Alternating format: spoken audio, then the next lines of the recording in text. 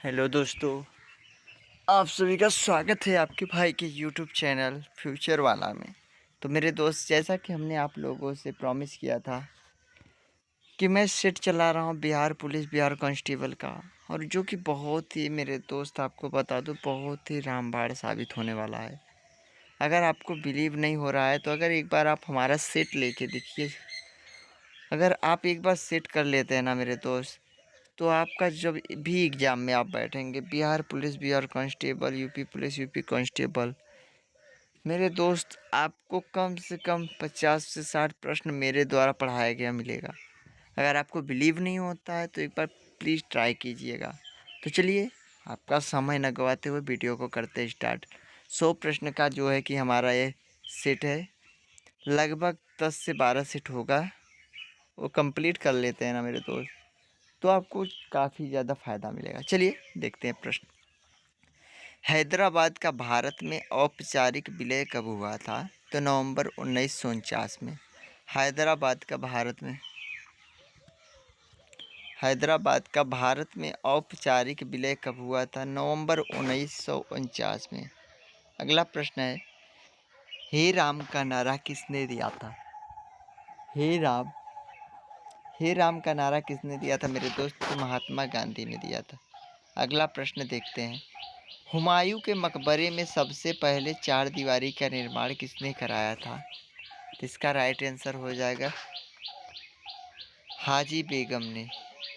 हुमायूं के मकबरे में मेरे दोस्त, सबसे पहले चार दीवारी का निर्माण कराया गया था, जो कि जिसका जो गुंबद था वो सफ़ेद संगमरमर से बना था।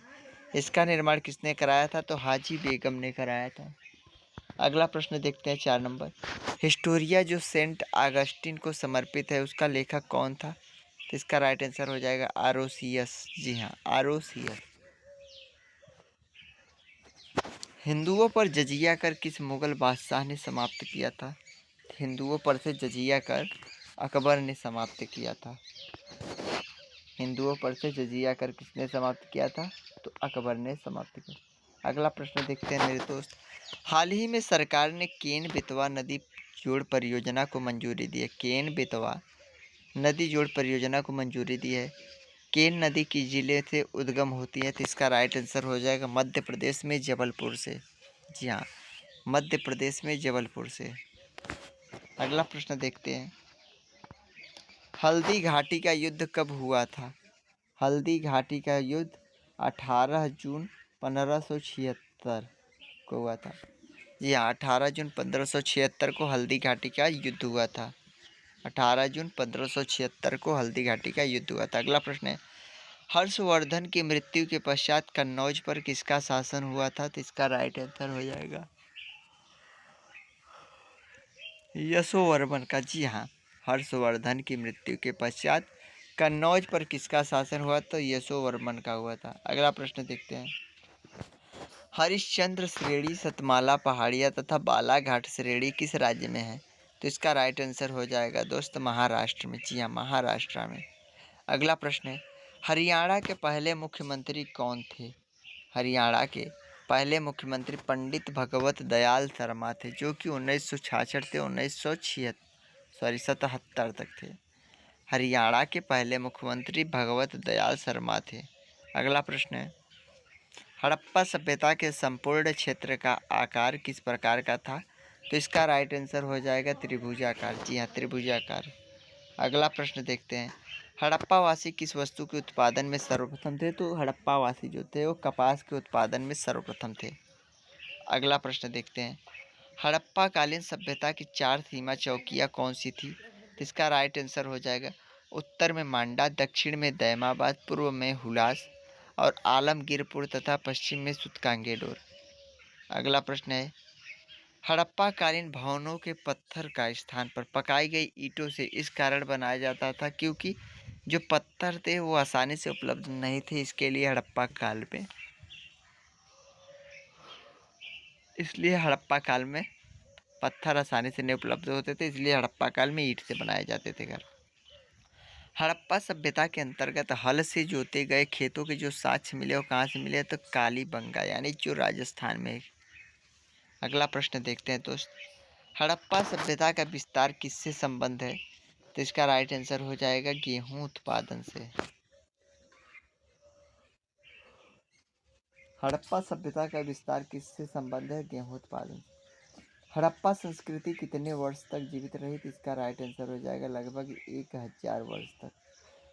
हड़प्पा के नगर और कस्बे किस आकार के विशाल खंडों में विभाजित थे? तो आयताकार में।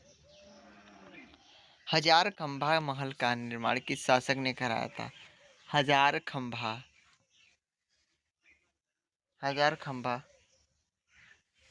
का निर्माण किस शासक ने कराया था? तो इसका राइट आंसर हो जाएगा मेरे मित्र अलाउद्दीन खिलजी ने। हजार खंभा महल का निर्माण किस शासक ने कराया था? तो अलाउद्दीन खिलजी ने कराया था। अगला प्रश्न देखते हैं। स्वराज पार्टी की स्थापना कहाँ की गई थी? तो इसका राइट आंसर हो जाएगा इलाहाबाद में। स्वराज पार्टी की स्थापना कहाँ की गई थी? तो इलाहाबाद में की गई थी। अगला प्रश्न है, स्वतंत्रता संग्राम के दौरान अरुणा आसफ अली किस भूमिगत क्रियाकलाप की प्रमुख महिला संगठक थी? तो इसका राइट आंसर हो जाएगा दोस्त भारत छोड़ो आंदोलन की। जी हाँ, स्वतंत्रता संग्राम के दौरान अरुणा आसफ अली किस भूमिगत क्रियाकलाप की प्रमुख महिला संगठक थी? तो इसका राइट आंसर हो जाएगा भारत छोड़ो आंदोलन की। अगला प्रश्न है, स्वतंत्र भारत में अब तक कितनी बार संयुक्त अधिवेशन हो चुके हैं? तो इसका राइट आंसर हो जाएगा 4 बार संयुक्त अधिवेशन हो चुके हैं।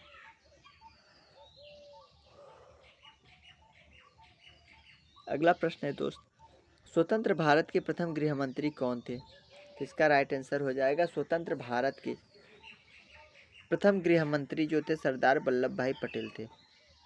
अगला प्रश्न है, स्वतंत्र भारत का अंतिम गवर्नर जनरल कौन था? स्वतंत्र भारत का अंतिम गवर्नर जनरल जो था चक्रवर्तीय राजा गोपालाचारी था। जी हाँ, चक्रवर्तीय राजगोपालाचारी था।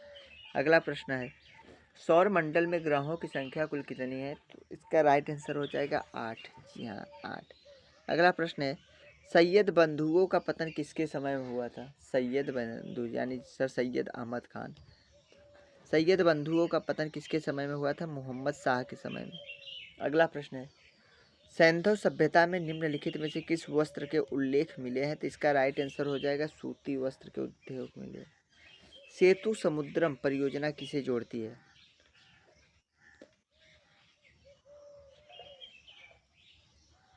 मन्नार की खाड़ी व पाक जलडमरू मध्य को। सेतु समुद्रम परियोजना किसको जोड़ती है? तो मन्नार की खाड़ी व पाक जलडमरू मध्य को। सूफी सिलसिलों में कौन सा संगीत के विरुद्ध था? तो इसका राइट आंसर हो जाएगा नक्शबंदी। जी हाँ, नक्शबंदी। अगला प्रश्न है, सूचना का अधिकार किस राज्य में लागू नहीं है? तो इसका राइट आंसर हो जाएगा जम्मू एवं कश्मीर में सूचना का अधिकार राज्य में लागू नहीं। सुमेरिया के सूसा नगर से प्राय 30 मोहरों का जिस सिंधु पर नगर से संबंध है वह है क्या? लोथल। सुमेरिया के सूसा नगर से प्राय 30 मोहरों का जिस सिंधु नगर से संबंध है वह है लोथल।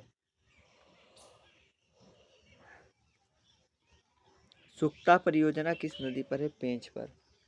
सुक्ता परियोजना किस नदी पर स्थित है? पेंच पर। सिंधु सभ्यता में मनके बनाने के कारखाने किस स्थल से प्राप्त हुए थे? लोथल व चनहूदड़ों से। सिंधु सभ्यता में मनके बनाने के कारखाने किस स्थल से प्राप्त हुए थे? लोथल व चनहूदड़ों से।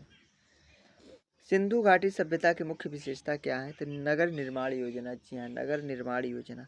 अगला प्रश्न, सिखों के 10वें गुरु कौन थे? गुरु गोविंद सिंह। सिखों के 10वें गुरु कौन थे? गुरु गोविंद सिंह। अगला प्रश्न, सिक्किम को किस वर्ष भारतीय संघ में संयुक्त राज्य में शामिल किया गया था? सन 1974 में।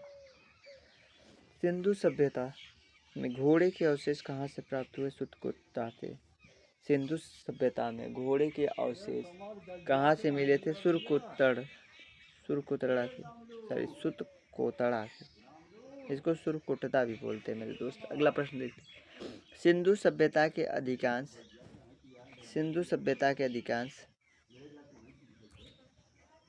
नगर कहाँ स्थित है? तो इसका राइट आंसर हो जाएगा नदियों के किनारे।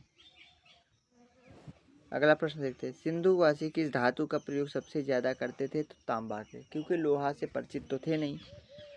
अगला प्रश्न है, सिंधु घाटी सभ्यता के विनाश के लिए किसे जिम्मेदार ठहराया गया है? तो इसका राइट आंसर हो जाएगा बाढ़, सूखा, विदेशी आक्रमण, आर्यों का आगमन। अगला प्रश्न, सार्वजनिक धन का संरक्षक किसे कहा जाता है? तो इसका राइट आंसर हो जाएगा नियंत्रक महालेखा परीक्षक को। नियंत्रक महालेखा परीक्षक को सार्वजनिक धन का संरक्षक कहा जाता है। सामुदायिक विकास का मुख्य उद्देश्य क्या था? तो इसका राइट आंसर हो जाएगा विकास में जनता का सहयोग सुनिश्चित करना। अगला प्रश्न है, 7वीं शताब्दी के पुष्यभूति वंश के राजा हर्षवर्धन के बारे में जानकारी किस ग्रंथ से मिलती है? इसका राइट आंसर हो जाएगा हर्षचरित की।